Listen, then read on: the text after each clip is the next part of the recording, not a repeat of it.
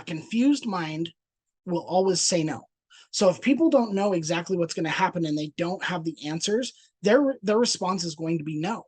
So if you have a no, and we'll go through this more in detail here in a second, if you're getting a no, then it's probably because we haven't explained something clearly enough, or maybe we haven't we haven't found the real underlying problems, so we haven't been able to solve it. As we get into how to talk with buyers and sellers, we have to remember that the first thing I tell agents all the time is we have to remember that we start selling ourselves from day one, from minute one of meeting someone, whether that's over the phone, whether that's in person, whether that's directly related to real estate, or maybe we just met them at a party and we're not even, we told them we're a real estate agent, but that's kind of where we left it. Everything that happens from that second forward will become part of if they work with you or not.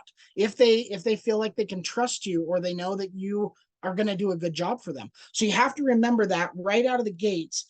The moment that you meet someone is the beginning of your job interview. So that's number one.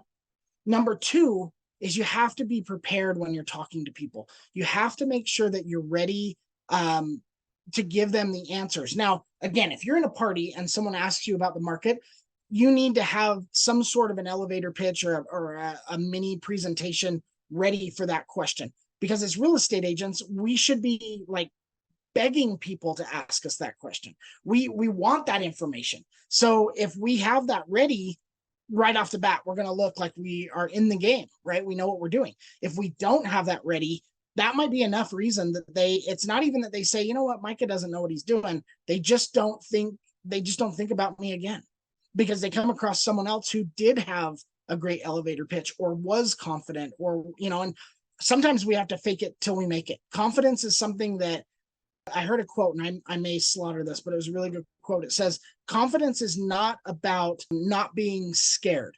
Confidence is about doing it anyway, even if you're scared. So still, even if you're scared, moving forward regardless, and pushing through those barriers. I think that's really important as real estate agents. You may not be confident right now. You may not feel like, you know what, I haven't done any business. I've only done a couple transactions. I've only worked with my friends and family.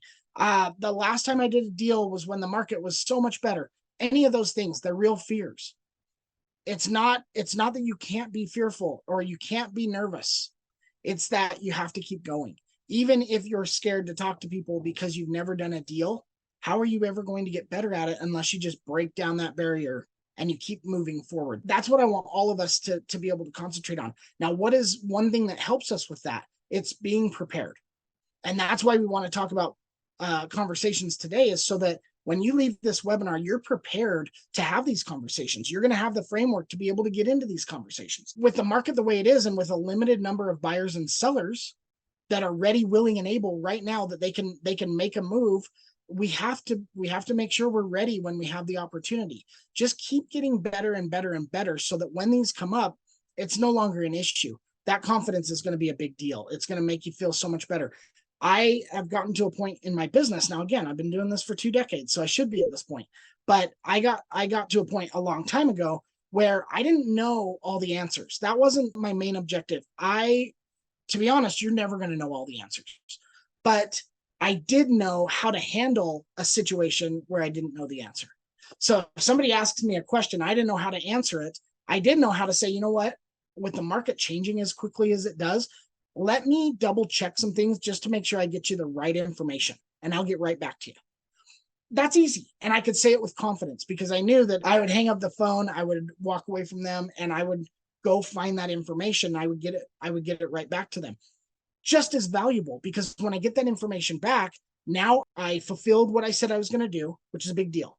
I got them the information, big deal. So now they know they can come to me for information, and they know I'll do what I say. That is just as valuable as having the information off the top of your head. Now, the next part that's just as good is now I know that information. So the next person that asks me, I already have it. And that's how you start building that business where people come back to you for the answers, because you're confident enough to, in the beginning, say, you know what, I don't know if I have the right answer because the market's changing. The market changes all the time. I want to get you the right info. So being confident is a big deal, and anybody can do it. You don't have to have done a bunch of business to be confident. You just have to know how to deal with those questions when they come up. when you don't know the answer, what do you say? Right? The market has changed. I want to make sure I get you the right info. Let me double check on that. I'll get right back to you. It might even be more powerful that way because it gives you more FaceTime with them, because now you have to call them back.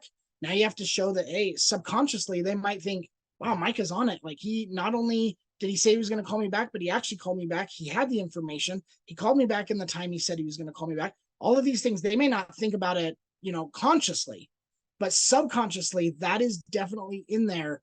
And you're just building your resume. You're just making yourself look better every time you do it. So don't be afraid of those things. All right, let's jump back on the whiteboard for a second. So part of confidence is preparedness, right? We want to be prepared. What are some things that we could do to be prepared so that when these questions come up, we're already ahead of the game? I would say looking at all the homes for sale in the area, all active homes in the area. So what's the area? It might be your neighborhood, it might be your town, it might be your county.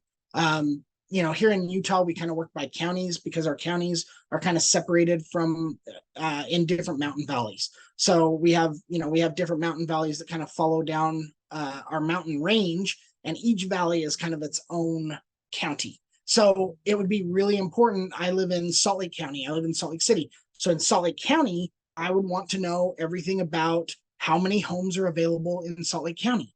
Now, as we get more specific, I may find somebody, because Salt Lake County is large, it's 1 million people. So I may find somebody that's interested in Salt Lake County, but they've found an area that they want to be in. So I might have to zone in on that, but at least I could know the broad range, right? Now, as I do this more, I'm going to know more about each of the little neighborhoods and things that are inside of Salt Lake County. I'm also going to learn about the counties outside of Salt Lake and what's going on in there. And I'm also going to get really fast at researching that information. So again, I don't know all the information. Even now, someone could ask me about a neighborhood in Salt Lake. I may not know. I probably wouldn't know. I wouldn't know enough to be confident to say, yeah, I've got all the answers. What I would say is, you know what, let me double check. Let me check into that. Everything's moving so quickly. I want to make sure I get you all the right information. So then I go research that really fast because I'm used to doing it. Bam, got all the information. So what's another one? Let's we want to know all the recent sold in the area. Any new developments, or construction projects, right? What's going on around that's new construction or being developed? What about interest rates? Of course, we need to know the interest rates, right? Okay, that's something we should absolutely know what's going on. Now, what's the best way to know interest rates? We just reach out to our lender, make sure our lender knows or is keeping us updated on what's happening in the market. Hopefully he or she has some sort of a newsletter or an update. My lender sends out updates every Friday, a video, and he sends a newsletter type thing that kind of explains what's happening with the interest rates and why they're where they're at. Now, why would that be beneficial? Because now I can go regurgitate that to my clients and I look like I'm this genius financier, and I'm not. Not at all. I'm just regurgitating this information that I got from my lender. So it's fantastic. So, and most companies have that kind of thing. So ask your lender if he or she is not sending you anything, then check in with them and just find out if there is something they could be sending you so that you have that information available. What's another one? Grants or specials, or, like grants or specials is good. So something, I know a lot of times cities or communities do grants and things like that may have to be paid back, maybe not. Maybe they don't need to be paid back ever, and the money is just money that your client can use, or maybe they got to pay it back over time, maybe they got to pay it back when they sell. Who cares? Any of that is good.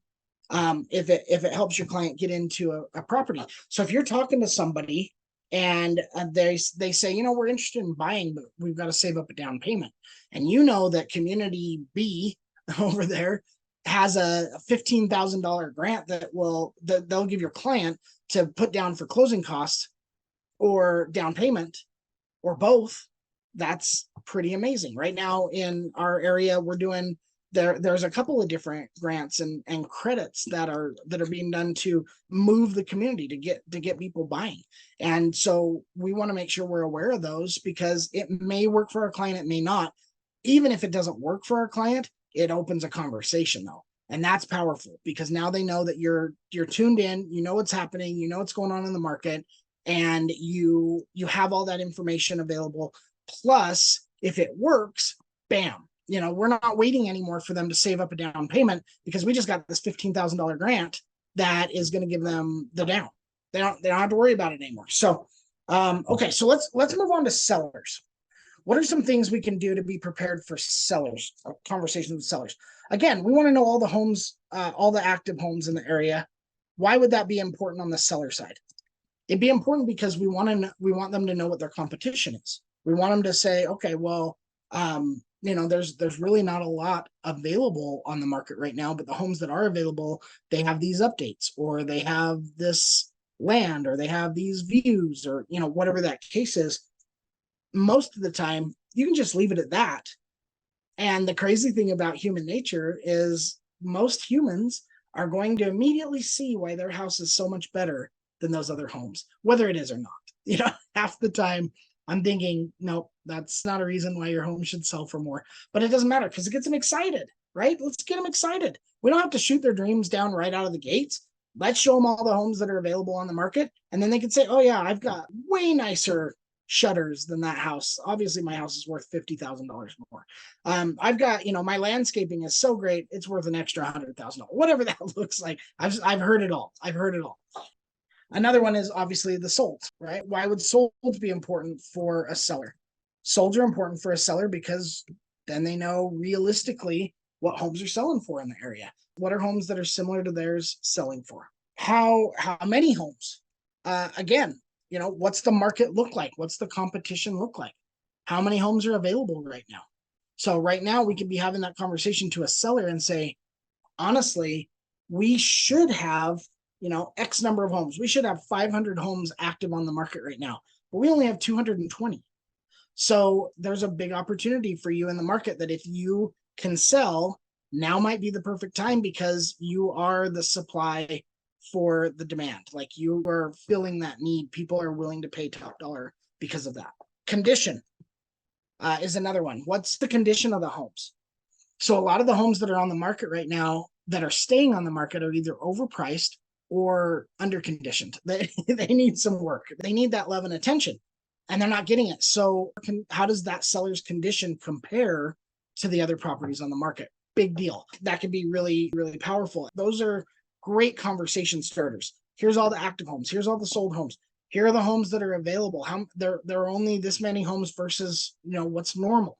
Here's the condition of the homes. Here's what we can get out of all of that. So once we're armed with that, then we know it just opens up conversations. And that's the name of the game. We want to be able to talk to these people about this information. So another thing I suggest is visiting model homes or open houses, getting really comfortable with interaction, real estate related. So if you're just visiting an open house, but you're talking about it, you're talking to the agent holding the open house, you're kind of seeing how they do it. Maybe people are going through it. You're comparing notes to that house. Maybe you run some comparables on the open house compared to what's available in the area. Now, all of this might be for no reason, right? So I have agents all the time that say, it just doesn't make sense. I'm wasting my time. But are you really wasting your time if you're preparing? And that's, as business owners, we need to spend the time where the time needs to be spent for us to be ready. Because again, if we come across that buyer and that we have the one buyer that's ready to go, we don't have, a slew of buyers like we did 2 years ago, where we had buyers coming out of nowhere that wanted to buy. We had other problems then because they were having a hard time buying because everybody wanted to buy. So there's so much competition.